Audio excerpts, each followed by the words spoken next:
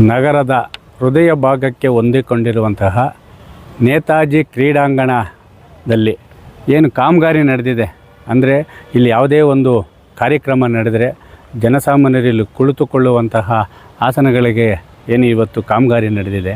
ಆ ಕಾಮಗಾರಿ ನಡೆದು ಸುಮಾರು ಒಂದೂವರೆ ತಿಂಗಳು ಆಗಿರಬೇಕು. ಆ ಸಿಮೆಂಟ್ ಹಾಕಿದ್ದಾರೆ, ಆದರೆ ನೀರು ಮಾತ್ರ ಆಗ್ತಾಯಿಲ್ಲ.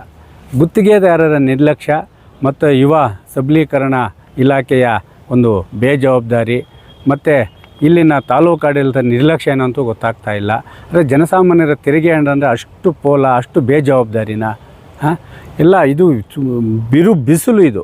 ಇವಾಗ ಸಂಪೂರ್ಣವಾಗಿ ನೀರು ಹಾಕಿ ಅದನ್ನು ತಣುವು ಮಾಡಿ ಅದನ್ನು ಯಾವುದೇ ರೀತಿಯ ಮುಂದೆ ಅದು ಕಿತ್ತೋಗದಂತೆ ಕಳಪೆ ಆಗದಂತೆ ನೋಡ್ಕೊಳ್ಳೋದು ಜವಾಬ್ದಾರಿ ಗುತ್ತಿಗೆದಾರರು ಮತ್ತು ಅದರ ಸಂಬಂಧಪಟ್ಟ ಇಲಾಖೆಯ ಅಧಿಕಾರಿಗಳ ಜವಾಬ್ದಾರಿ ಆಗಿರ್ತದೆ.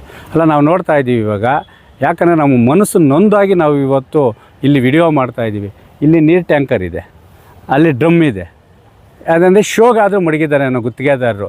ಯಾಕಂದರೆ ಇಲ್ಲಿನ ಬರೋ ಇದಕ್ಕೆ ಏನೋ ಅವರ ಮನಸ್ಸಿಗೆ ಹಂಚ್ಕೊಬಿಡಲಿ, ನಾವು ನೀರು ಹಾಕ್ತಾಯಿದ್ದೀವಿ, ನಾವು ಎಷ್ಟು ಪ್ರಾಮಾಣಿಕವಾಗಿ ಗುತ್ತಿಗೆದಾರರು ಎಷ್ಟು ಗುಣಮಟ್ಟವನ್ನು ಕಾಯ್ದುಕೊಳ್ತೀವಿ ಅಂಥೇಳಿ ಹೇಳೋಕ್ಕೇನಾದರೂ ಈ ಟ್ಯಾಂಕರು ಮತ್ತು ಇದನ್ನು ಮಡಗಿದ್ದಾರೆ ಅಂತೂ ಗೊತ್ತಾಗ್ತಾಯಿಲ್ಲ. ಈ ಕೂಡಲೇ ಮಾನ್ಯ ಮುಳಬಾಗಿಲು ಶಾಸಕರಾದ ಸಮೃದ್ಧಿ ಮಂಜಣ್ಣನವರಲ್ಲಿ ಮತ್ತು ತಾಲೂಕು ಆಡಳಿತದಲ್ಲಿ ಮತ್ತು ಇದಕ್ಕೆ ಸಂಬಂಧಪಟ್ಟ ಅಧಿಕಾರಿಗಳಲ್ಲಿ ಮನವಿ ಮಾಡ್ತಾಯಿದ್ದೀವಿ.